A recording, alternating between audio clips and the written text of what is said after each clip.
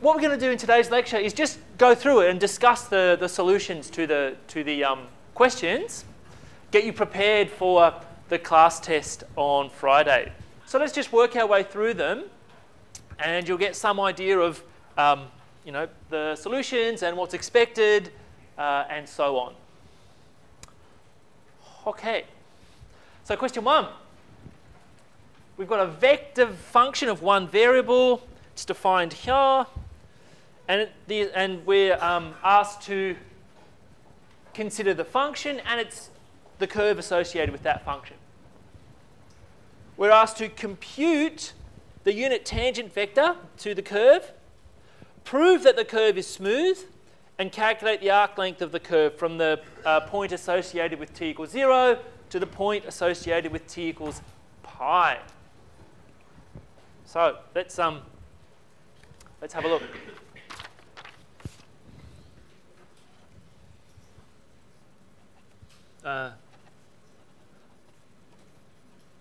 Here's our vector function.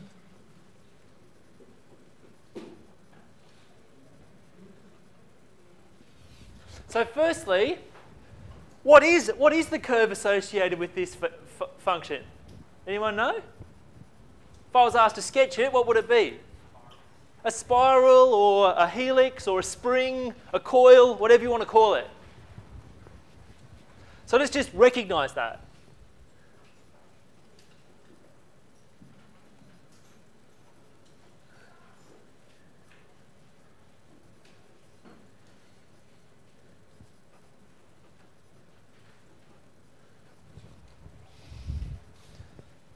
Part A says compute a tangent vector to the curve.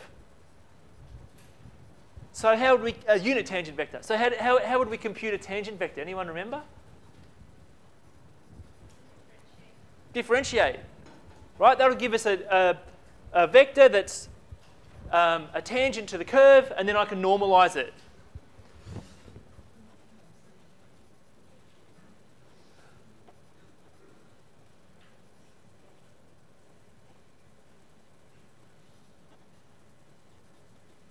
Just the derivative. So we go through and we differentiate in a component-wise fashion. So cosine's going to go to minus sine, sine's going to go to cosine, and t is going to go to 1. Okay, so that's a tangent vector. So let's think about whether or not it's a unit tangent vector. Well, it's not, but we can easily make one just by looking at the magnitude and then, I guess, dividing by the magnitude.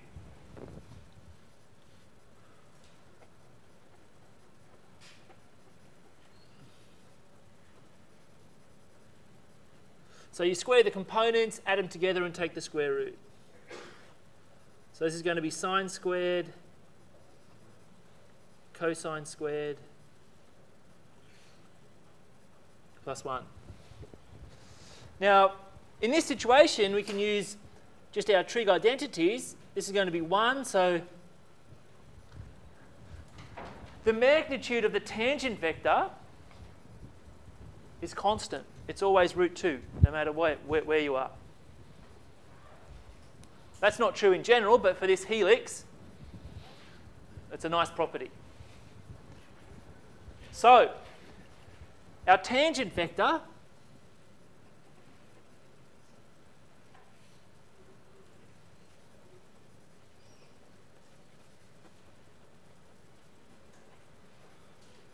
it's just yeah, let's put a hat in there.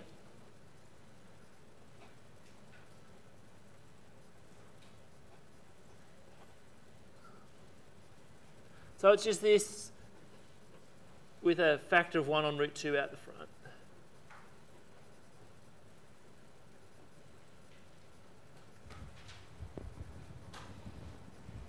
Okay? On the difficulty scale, pretty low. I expect you to know how to find a tangent vector and how to normalize it. That's pretty easy stuff. Isn't that hard? Oh yes, r dash. Thank you. Okay.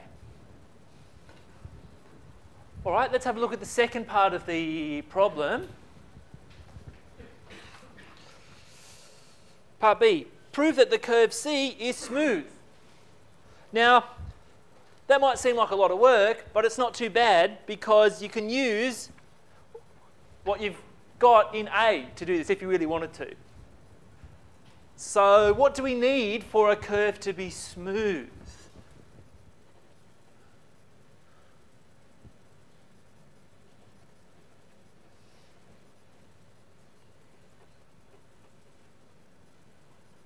Okay, can anyone remember? What are the two conditions we need for a curve to be called smooth? Yeah, so the derivative of r needs to be a continuous function. Yep, and what else? That's right. So the two conditions are r dash has to be continuous along that curve, and r dash can never have a 0. That's what we mean.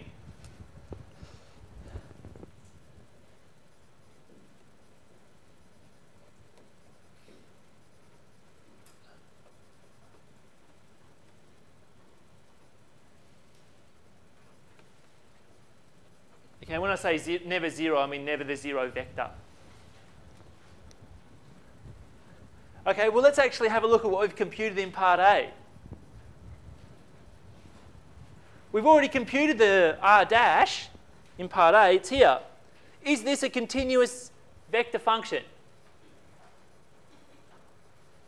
Yeah, it is, because sine's continuous, cosine's continuous, and 1's just a constant. That's continuous. So, yes.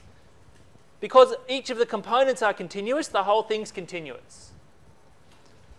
Is this ever the 0 vector?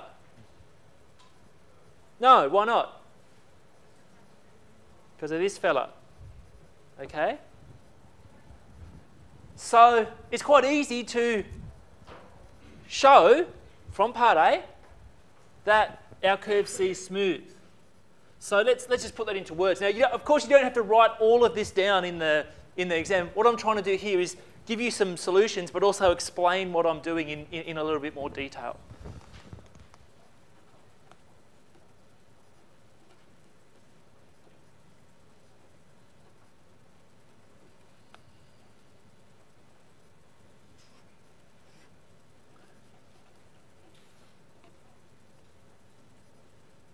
Okay, that's usually enough. I'd be happy with that.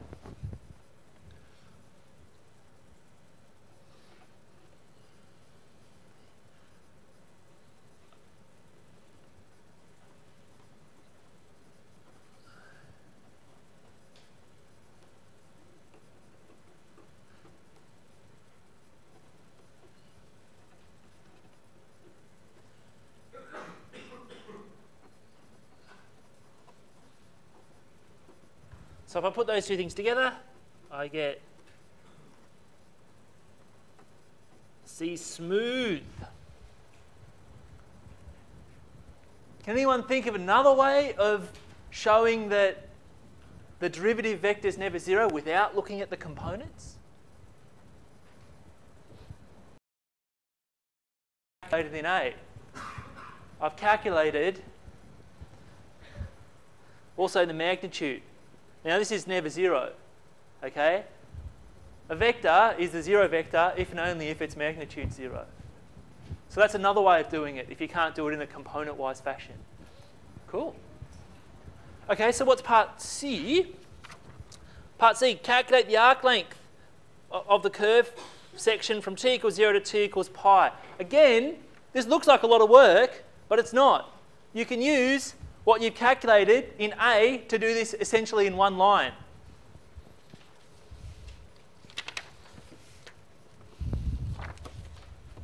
So let me just go with C here. So the arc length,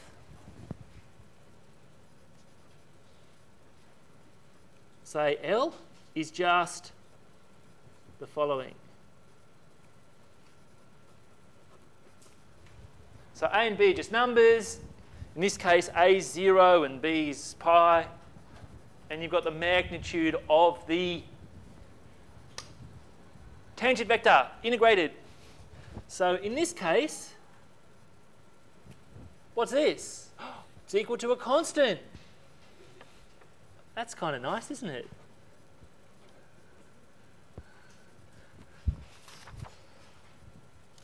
So all I need to do is just, there you go. You've got to like that. Okay? No messy square roots to worry about, no nasty integrals. It just falls out. Any questions? That's why we love these helices, because they do exactly what we want them to do. All right, so that's a pretty standard question. You should be able to get most of that. Some people have a problem with remembering what a smooth curve is, but I mean that's something that you need to remember. Okay, question 2 involves limits. Limits of functions of two variables. I've got an f defined here, a g defined here. In part A, we're asked to use the epsilon delta approach to formally prove that the limit of f is 0 as we approach the origin. In part B, we're asked whether f is actually continuous at the origin and to give a reason. And thirdly, we're asked to show that this function is not continuous at the origin. So that pretty much covers a lot of the limit section that we discussed in lectures. So let's have a look at how we do it.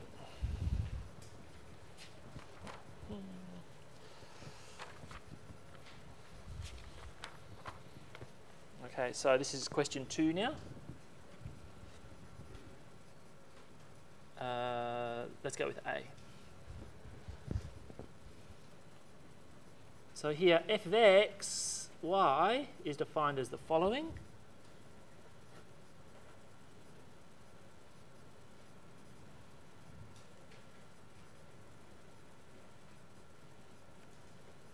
So it's sort of defined in a piecewise kind of way. And our limit L is just 0. So what I'm going to try to do is use this epsilon delta approach and see if I can come up with some sort of proof to prove that the limit of f as x and y approach 0 is 0.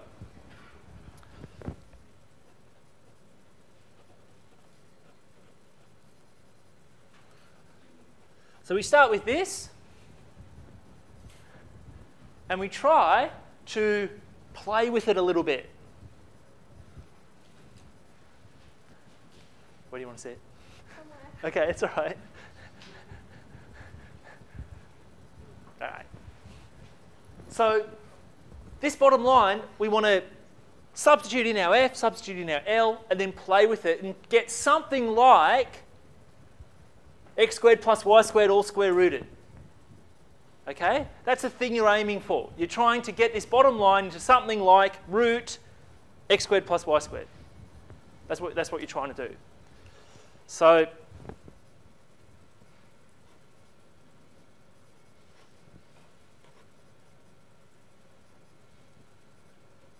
now, of course, here I'm assuming that x and y are not 0, 0. Okay, so what can I do now? Well, I can obviously get rid of this 0. I can get rid of the absolute value sign from the bottom because the bottom's always positive. So now what? Anyone? Young's inequality.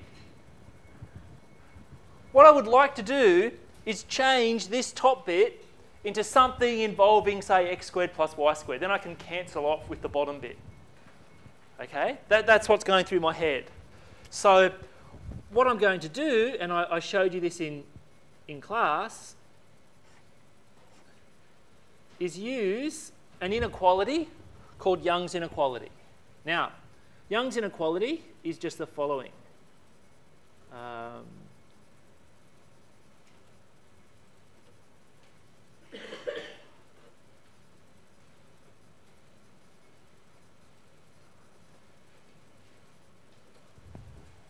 And this really is gold for these kind of problems.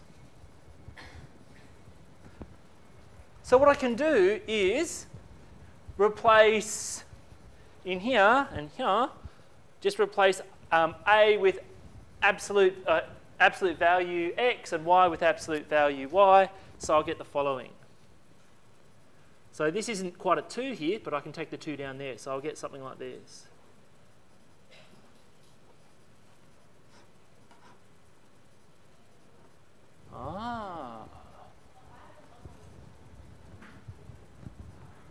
So now I can cancel off down the bottom.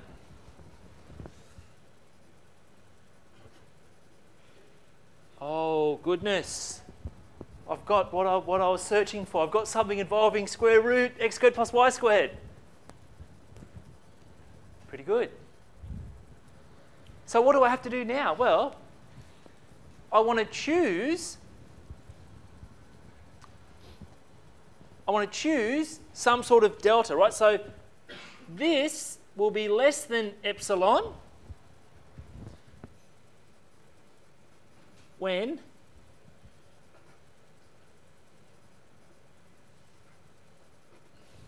root x squared plus y squared is less than delta. For what choice of delta?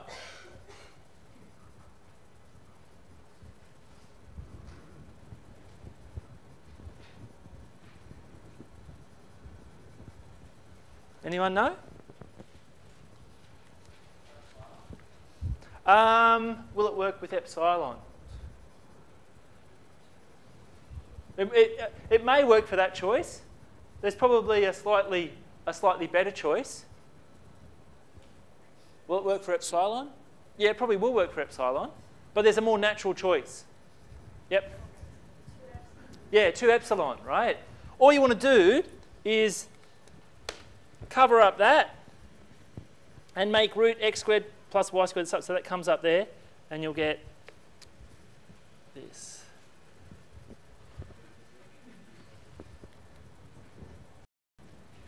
Okay? So the last thing we need to do in these problems is make a choice. We need to construct our delta somehow, and the delta usually involves epsilon. So what does this mean? It means that if you give me any epsilon, I can give you a delta such that those inequalities will work. Okay? So 2 things to remember in the actual dynamics here, I guess. Firstly, you want to transform this into something involving root x squared plus y squared. And the second thing is that you want to choose your delta somehow. Yes? Sorry, say again?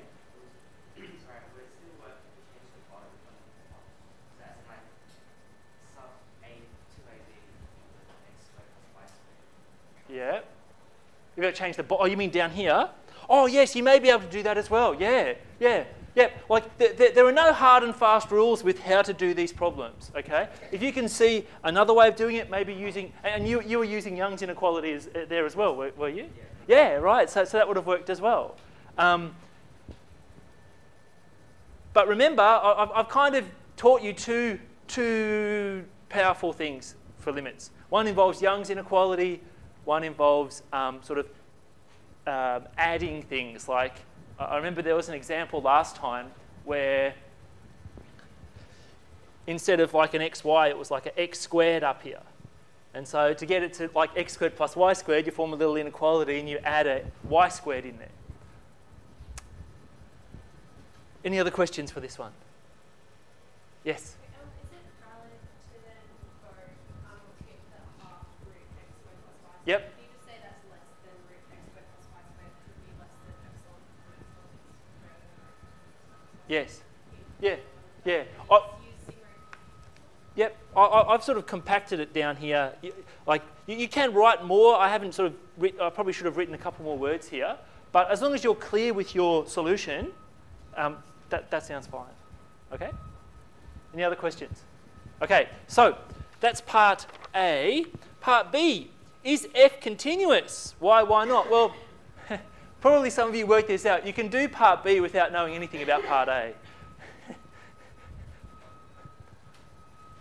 Who knows? Is f continuous at the origin? Who thinks it is continuous? Hands up.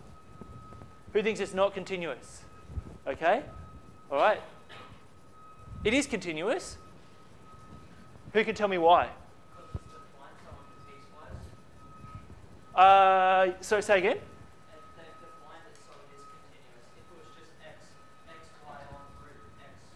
Yeah.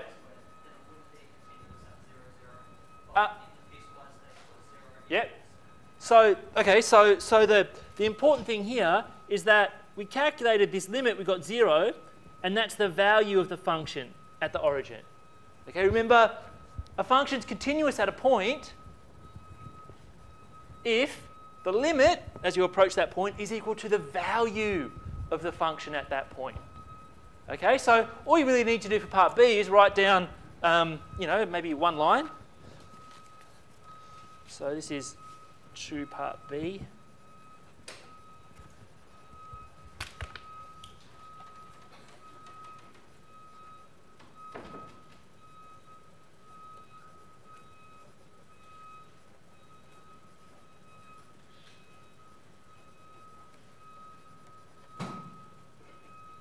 Now, you can do part B without doing part A.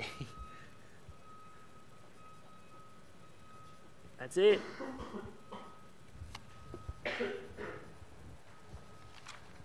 Okay?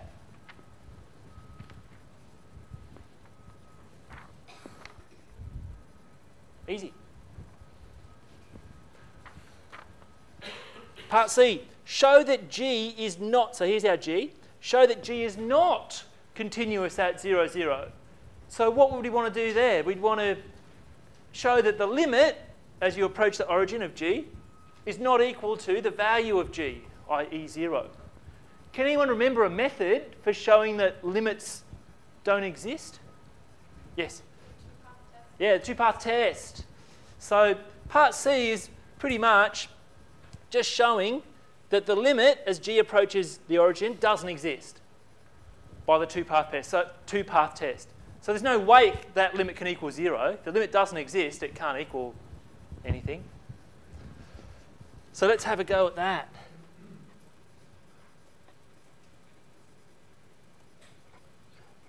So let's write down our G.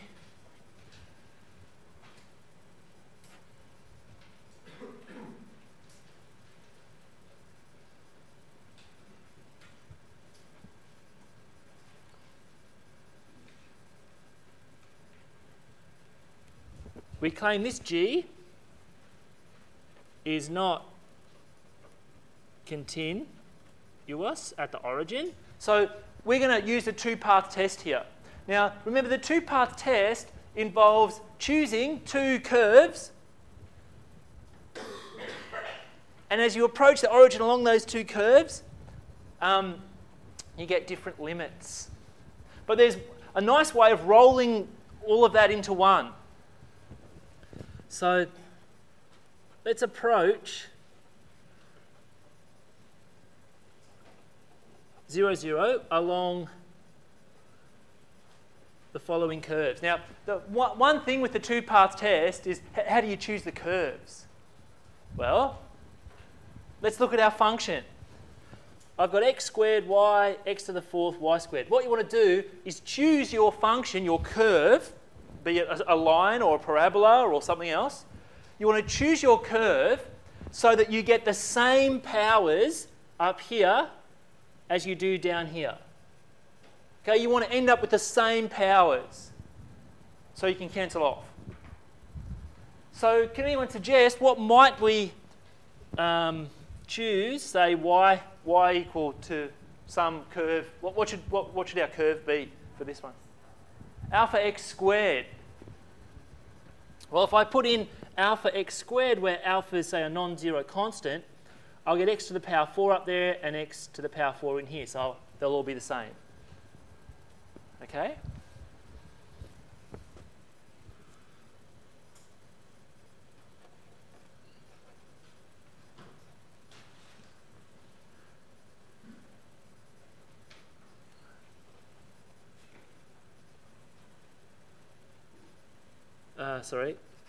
x approaches 0. So I'm going to just sub in for y.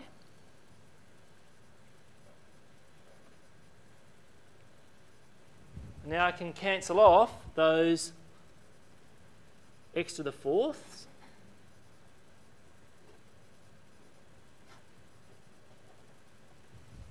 Now, x is approaching 0 here. Alpha has, I can take the limit as x approaches 0. There's no x's in that. So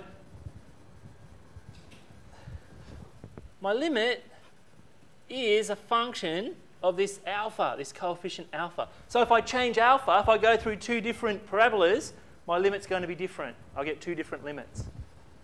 So by the two-path test, the limit doesn't exist.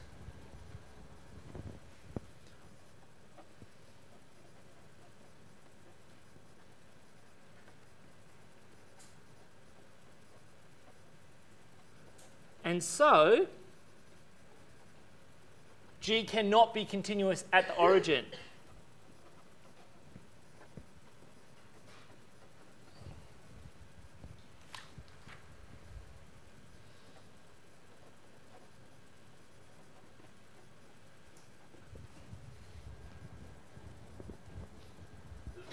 So I guess one of the key things in the computation is how do you choose your paths, your equations for your paths? Well, choose them so you get the same powers up the top and the bottom so you can cancel. Questions? Okay. Question 3. Question 3 is about the chain rule.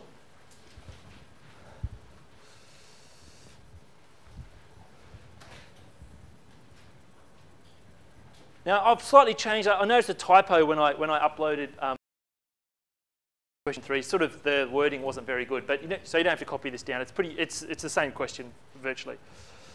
So let f be differentiable, function of two variables. X and y be functions of t, with g and h differentiable. Write down the appropriate chain rule for dz dt. So this is just a matter of writing the chain rule down. So I've got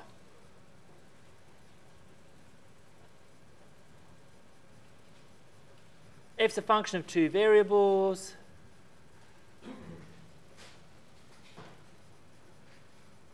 And those two variables are functions of one variable. So it's very easy. Let's just draw our diagram, make sure we're covering all the bases. F depends on two things, so you draw a little sort of split. X depends on one thing, t. Y depends on one thing, t. So you've got these links. So you find all the paths from the top to a t. We want to find dz dt here. So I've got two paths. I can go down the left-hand branch or the right-hand branch. When I go from letter to letter, I form a derivative. So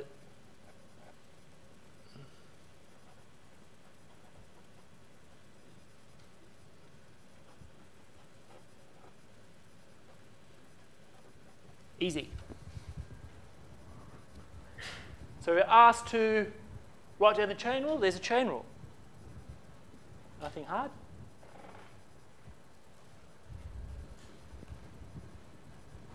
Part B.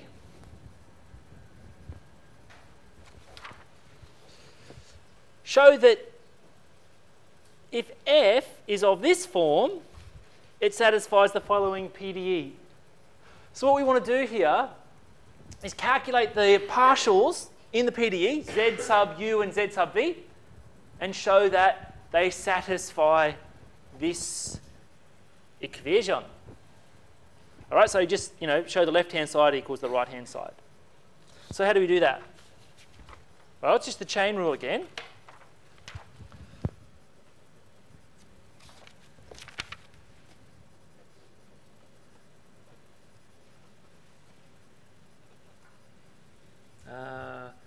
X equals, what is it?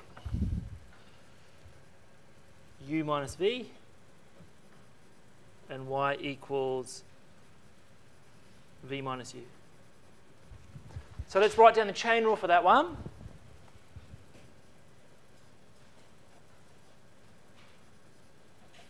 So f depends on two things. X depends on two things as well. U and v. So does y.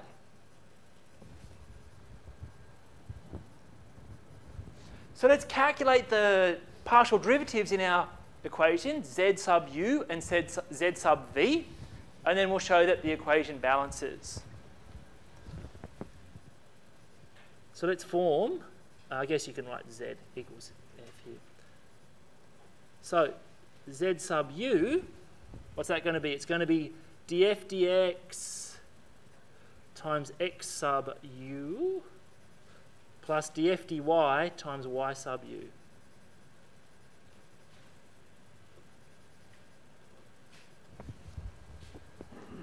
Now we can go up to these equations up here and calculate x sub u and y sub u. So this is x sub u is going to be 1, y sub u is going to be minus 1. Now I don't know what f is, so I can't calculate the partial derivatives f sub x and f sub y. I just don't know what f is, so I've got to leave them for the moment.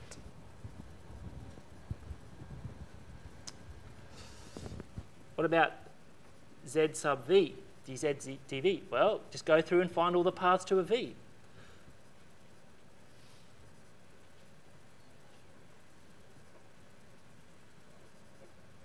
Okay, so again, x sub v is going to be minus 1. Y sub v is going to be plus 1. So what I want to do is then go back to my question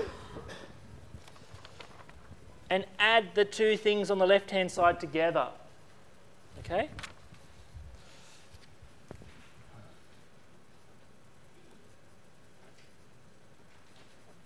So we're going to get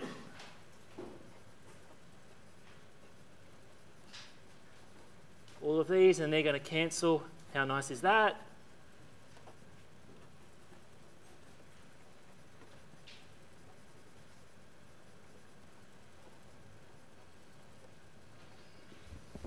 And we conclude that our PDE holds.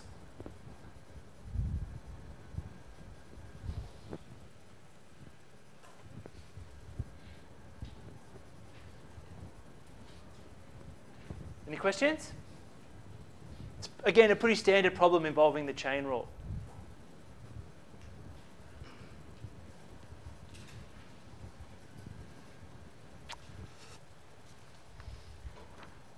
All right. Part C, 3-part C. If f has continuous partial derivatives, then f's differentiable. True or false? Who thinks it's true? Who thinks it's false? Who's not sure? Okay. It's true. If f has continuous partial derivatives, then it's differentiable. This is a very important result. So if you've got something like this in the exam, just write down true. No reasons are required. Okay, it's just a true or false. Now I never proved that, but it's an important theorem because it's useful. It doesn't take much effort to calculate the partials and see whether they're continuous or not. Okay, if they're continuous, then you know the function is differentiable. Therefore, we can do lots of stuff with it.